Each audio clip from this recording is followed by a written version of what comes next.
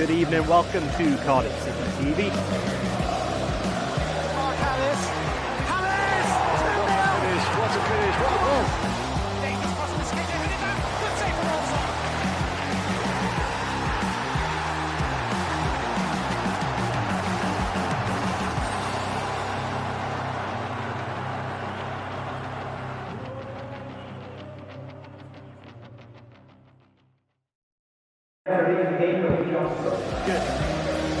Good evening, welcome to Cardiff City TV. Mark Hudson. What a finish, what a goal. Davies crossing the skate, headed back. Good save from Olsen.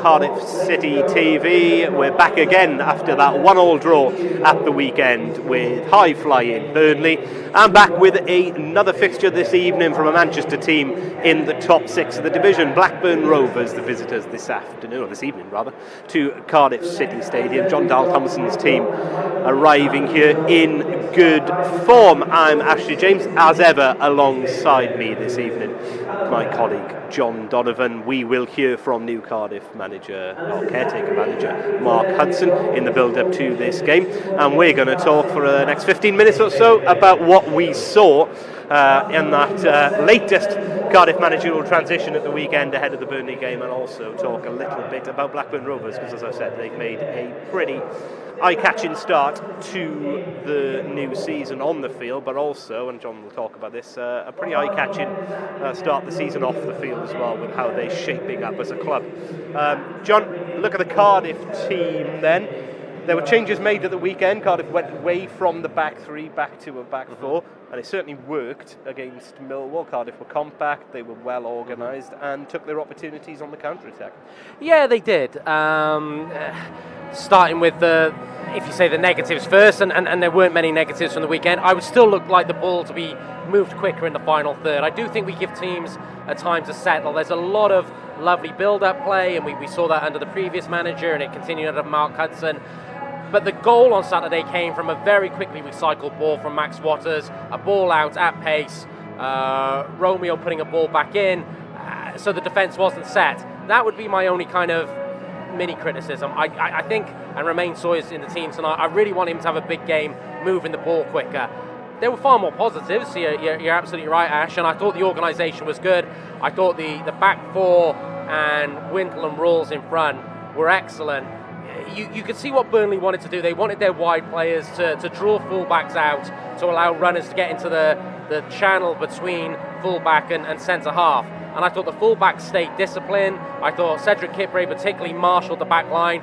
And I thought Wintle and Rawls were very, very disciplined and very compact and very, close to that back two in terms of the centre-halves, and only pressed when they thought there was a good percentage chance to win the ball. The decision-making without the ball on Saturday, particularly from the midfield too, I thought was very impressive. What particularly impressed me, I mean, you watch Championship football this year, you listen to podcasts, everyone's glowing about Burnley and the transition they've made to become this possession-dominant team from what they were under Sean Dyche. And yeah, you look at the statistics, they had 65% possession again for the game. But I thought in the first half, Cardiff made Burnley look very, very sloppy at times. I mean, Josh Cullen didn't see a ball he didn't want to give away on the weekend. And then in the second half, I thought Cardiff had far more parity of the ball and possession than I ever expected to have against a team of that perceived calibre. Absolutely, and also it was strange decision making from Burnley. I understand being pragmatic, seeing a game out, but immediately that goal went in, they decided we have what we hold, and conceded territory to Cardiff City. Cardiff had to utilise that, and in the end they did.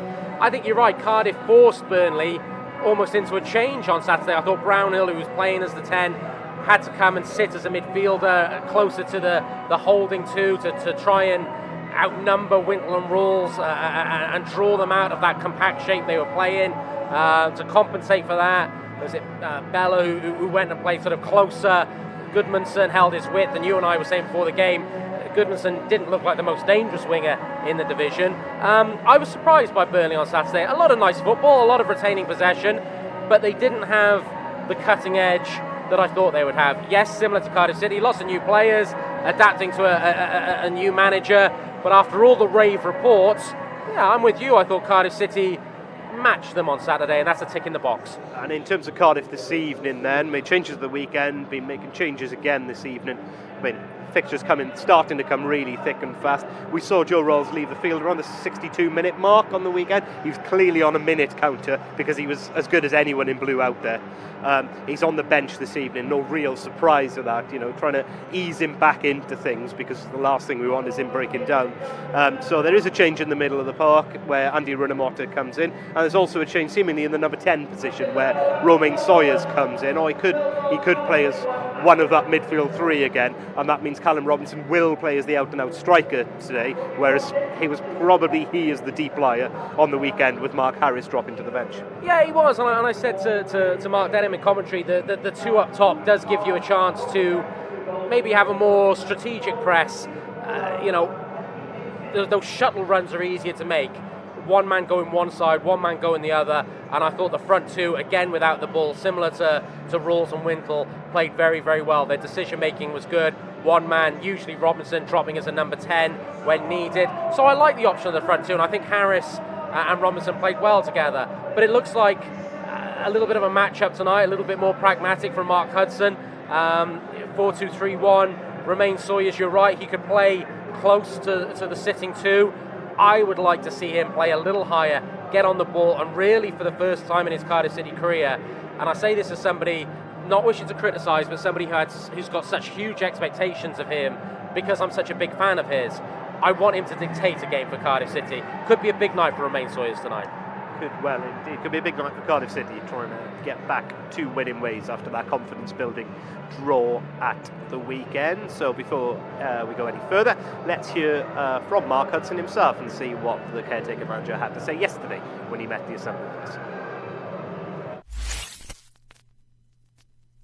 Yeah, I enjoyed every minute of it. Yeah, of course. I enjoyed the build-up to the game. Enjoyed the game. I was proud of how they played.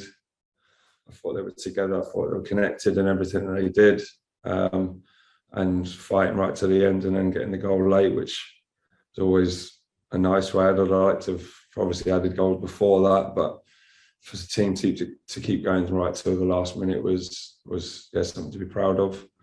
And the fans were there for us till the end as well, which is great.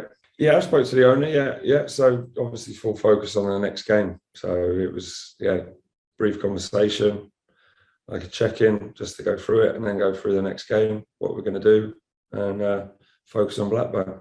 Obviously, it was a good point. So I think everyone knew that against a really good team. So, and that's where we're at. And we know that we've got another tough test Tuesday night, and we need to be as compact, as together as we were on Saturday. Yeah, so again, like I said, we came in yesterday, we debriefed the game together, we went through what was good, what we can maybe tweak. But again, Blackburn's a totally different side, play a different way, and obviously set them up there. They're up pushing around the top sort of fifth in the table. So they've done well this season. So it's another test for us. It's a different test. And then we look forward to it. So we've got some bits to go through today, and then after training again. So we'll prepare as well as we can and try and cause them a few problems. They seem to sort of give the ball up a little bit and then try and sort of counter, but I think that's changed. I've watched their games going forward, and that's sort of changed over a period of time. Probably the more confident, the more together they've been. Again, it's still early in the season, so he's obviously still been working with them to try and tweak a few things, but they've become a bit more in control of the ball. So yeah, we know what we're going to face. It's going to be a tough game, but at home again, under our floodlights, in front of our fans, it's something to be excited about. Yeah, of course. Once you've got one, they should come thick and fast after that, shouldn't they? So we're looking forward to that. Again, it's on the back of missing the penalty, obviously before the international break, but then to come back, get his first sort of debut at home, and then score as well. Last minute gives you a boost. So he's. I don't have any hesitation that he's going to find the net regularly. But again, I speak about after the game, we've got to share the goals around. It's not just about him. We've got to start taking a bit of responsibility from the rest of the team. We've got to add goals from everywhere. So that's on us. But I'm buzzing for him that he's off the mark and ready to go again. I'm going to focus purely on game to game, and I've told the team that long term isn't something I'm looking at. I want the team to do as well as they can, and because the games are coming so thick and fast, like I said, I think I said in the press before, I've been given sort of go ahead to go and bring another coach in, which is good. And that, again, I go back to it, that needs to be right. I won't just bring anyone in, but as in the team, we're focused purely Blackburn, and then once Blackburn's done, we'll debrief Blackburn and we'll look to Wigan. I know they're fully focused. I said we've been in pretty much all the time. We were in yesterday, focused on what we did really well, what we could do slightly better. And then we've got obviously to visit now. We'll look at Blackburn this morning, we'll train, and then we'll look at what we can do against that after training. So they're fully focused on the job in hand. Welcome back. Cardiff caretaker manager Mark Hudson there talking ahead of his second fixture in charge of the Bluebirds here this evening against Blackburn Rovers. Now, both teams down beneath us warming up this evening ahead of kickoffs in what is being designated as one of the fixtures as part of the EFL's campaign as a month of action to continue to show racism the red card. Obviously something that Cardiff City as a football club fully support, and both teams out there warming up in those signature t-shirts here this evening is something obviously Cardiff are fully supported by continuing to take the knee ahead of kickoffs, also where some clubs aren't. Now, quickly look at the Cardiff team then. If you're just joining us, 2 changes on that starting 11 from the 1-1 draw with Burnley at the weekend. Ryan Allsop again in goals. The back 4 remains the same. It is Marlon Romeo on the right-hand side, creator of that last-minute equaliser against Burnley. Centre-half pairing of Cedric Kipre, who recovers from that late knock to his foot that forced him off at the weekend, alongside Perry and G. Niels Nkanku on the left-hand side. A midfield 3 of Ryan Wintle, Andy Rinomota and Romain Sawyers.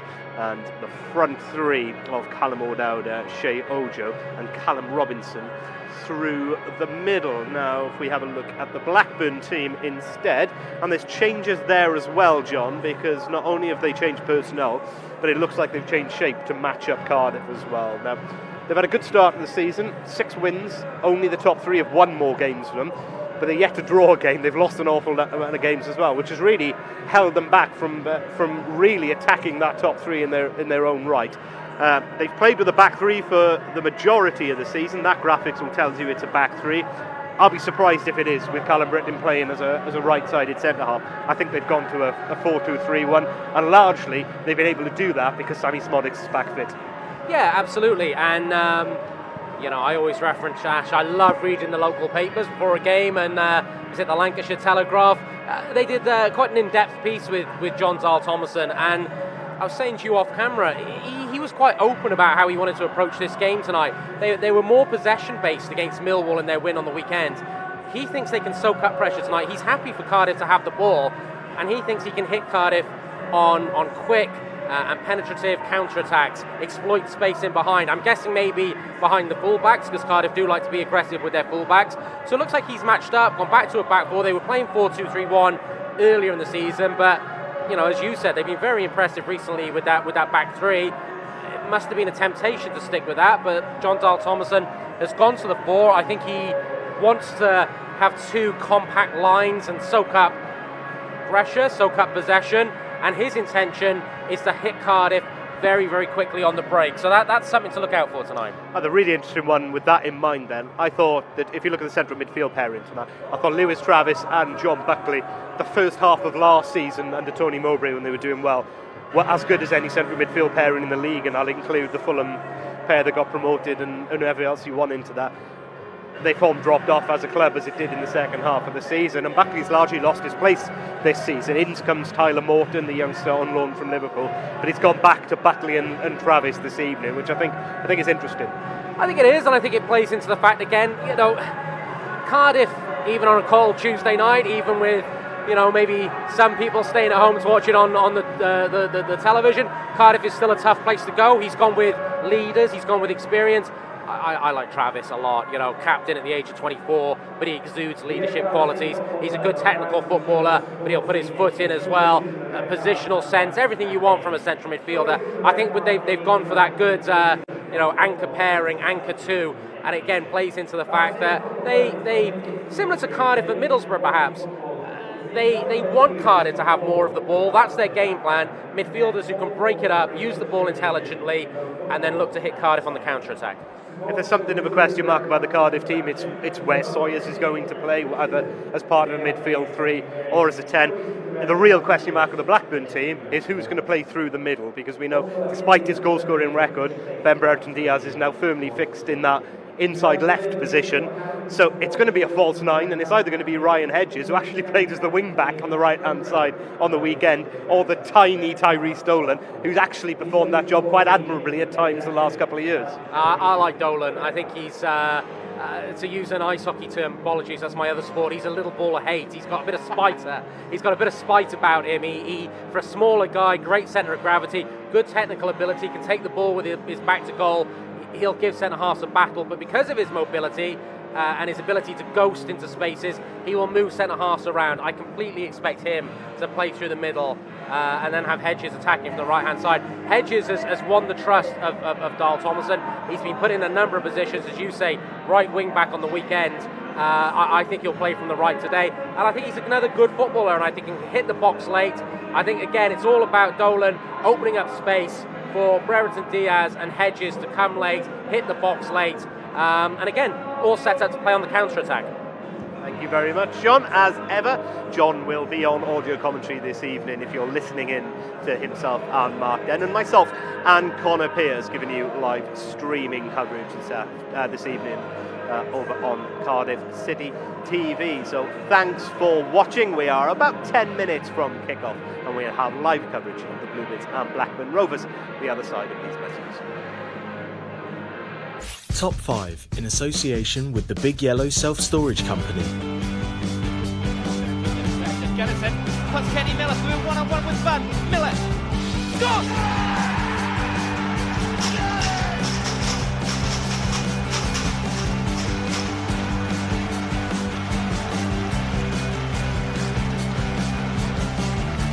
That's all about taking your chances there, Mark.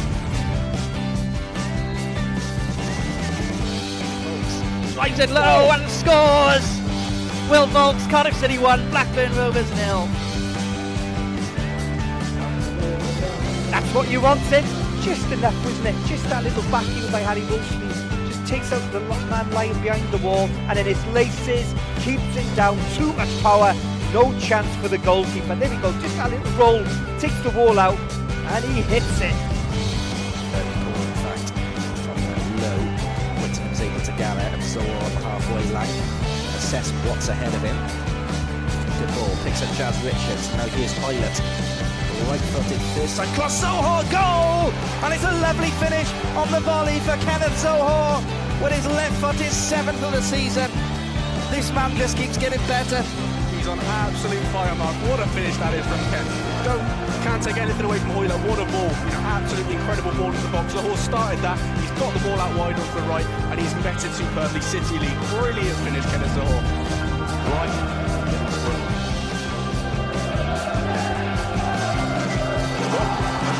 He's in here. Can he finish it off? Yes, he can. He stretches Cardiff's lead in the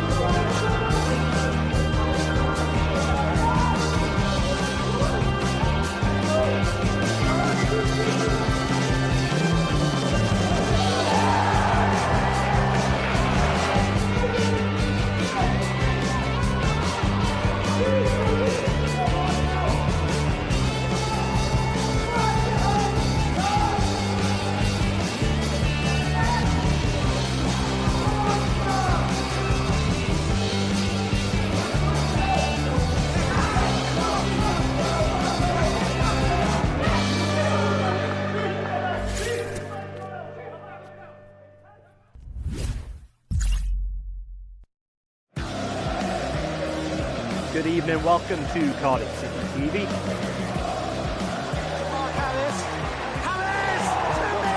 What a finish, what a goal!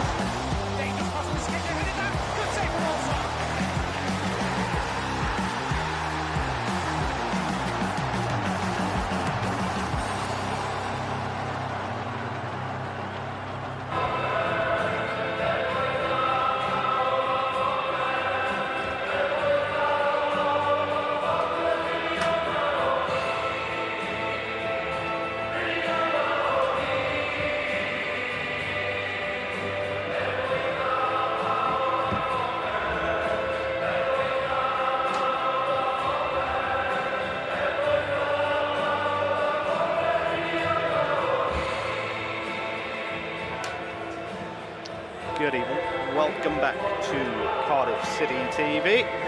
Blackburn Rovers, your visitors this evening to the Cardiff City Stadium, and wet and wild Cardiff City Stadium as well, as autumn is well and truly here in the Welsh capital. Cardiff off the back of that really impressive 1-1 draw with 4th place Burnley at the weekend, courtesy of Callum Robinson's last minute equaliser this evening. Head up against Blackburn Rovers. Currently sat 6th in the division. Quick start, 3 wins on the spin. Since swapped wins and losses aplenty, but still come into this evening's game with 6 wins to the name. That's more wins than anyone else outside of the top 3, but just a couple of defeats in there that have really held them back somewhat, but back in form and back in the winner's table at the weekend with a 2-1 win over Millwall, courtesy of goals from Tyrese Dolan and Ben Brereton Diaz. We await the arrival of the two teams this evening. You can see on the pictures there, wind swirling, rain swirling around. We're perched high on the gantry in the grandstand. Cardiff fans who've braved the elements this evening, doing their best to create an atmosphere ahead of kick-off as Cardiff look to get back to winning ways against a side who the Bluebirds boast a pretty poor recent record against. No wins in the last 7 meetings. And that, having lost just 3 of their last 5, had gone 10 games unbeaten prior to that between 2012 and 2020, but recent meetings have not been kind. And of course, Blackburn completed a league double last season, courtesy of a 1-0 victory here on this ground, Joe Rothwell with the goal, and a 5-1 spanking up in Ewood Park in a day that won't live long in the memory, not for good reasons anyway, for any Cardiff fans or the players involved on that afternoon. Pretty sobering experience last season during that disappointing campaign. See 2 teams ready to come out here this evening. And they're led out by the 2 captains for the night. For Blackburn Rovers, Lewis Travis, and for Cardiff City, Ryan Wintle.